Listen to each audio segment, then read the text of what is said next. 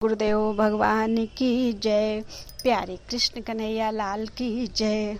पुत्रदा एकादशी महात्म्य पद्म पुराण द्वारा कथा और महात्म्य। युधिष्ठिर बोले, श्री कृष्ण आपने शुभकारिणी सफला एकादशी का वर्णन किया। अब कृपा करके शुक्ल पक्ष की एकादशी का महत्व बतलाइए। उसका क्या नाम है, कौन सी विधि है तथा उसमें किस देवता का पूजन किया जाता है। भगवान श्री कृष्ण बोले, राजन, पौष के शुक्ल पक्ष की जो एकादशी है उसे बतलाता हूँ, सुनो। महाराज, संसार के हित की इच्छा से मैं इसका वर्णन करता हूँ। राजन, पूर्वोक्त विधि से ही यत्न पूर्वक इसका व्रत करना चाहिए। इसका नाम पुत्रदा है। यह सब पापों को हरने वाली उत्तम तिथि है। समस्त कामनाओं तथा सिद्धियों के दाता भगवान नारायण इस तिथि के अधिदेवता हैं। चराचर प्राणियों सहित समस्त त्रिलोकी में इससे बढ़कर दूसरी कोई तिथि नहीं है। पूर्व काल की बात है, भद्रावतीपुरी में राजा सुकेतुमान राज्य करते थे। उनकी रानी का नाम चंपा था। राजा को बहुत समय तक कोई वंशधर पुत्र नहीं प्राप्त हुआ, इसलिए दोनों पति पत्नी सदा चिंता और शोक में डूबे रहते थे। राजा के पितर उनके दिए हुए जल को शोकोच्छ्वास से गर्म करके पीते थे।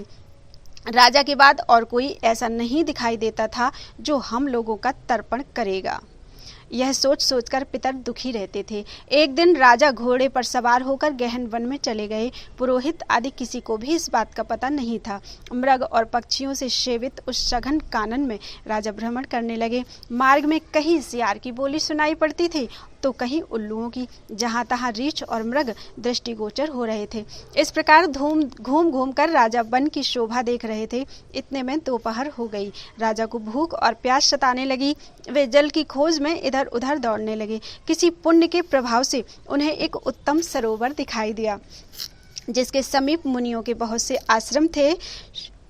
उस समय शुभ की सूचना देने वाले शकुन होने लगे। राजा का दाहिना नेत्र और दाहिना हाथ फड़कने लगा, जो उत्तम फल की सूचना दे रहा था। सरोवर के तट पर बहुत से मुनि वेद पाठ कर रहे थे। उन्हें देखकर राजा को बड़ा हर्ष हुआ। वे घोड़े से उतरकर मुनियों के सामने खड़े हो गए और पृथक पृथक उन सब की वंदना करने लगे। वे मुनि उत्तम व्रत का पालन करने वाले थे। जब राजा ने हाथ जोड़कर बारंबार दंडवत किया तब मुनि बोले, राजन, हम लोग तुम पर प्रसन्न हैं। राजा बोले, आप लोग कौन हैं, आपके नाम क्या हैं तथा आप लोग किस लिए यहाँ एकत्रित हुए हैं, यह सब सच सच बताइए। मुनि बोले, राजन, हम लोग विश्वदेव हैं, यहाँ स्नान के लिए आए हैं। माघ निकट आया है। आज से 5वें दिन माघ का स्नान आरंभ हो जाएगा।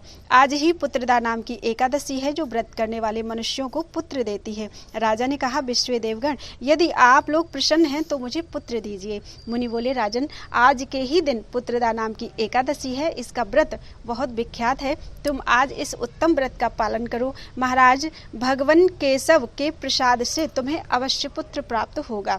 भगवान श्री कृष्ण कहते हैं, युधिष्ठिर, इस प्रकार उन मुनियों के कहने से राजा ने उत्तम व्रत का पालन किया। महर्षियों के उपदेश के अनुसार विधि पूर्वक पुत्रदा एकादशी का अनुष्ठान किया।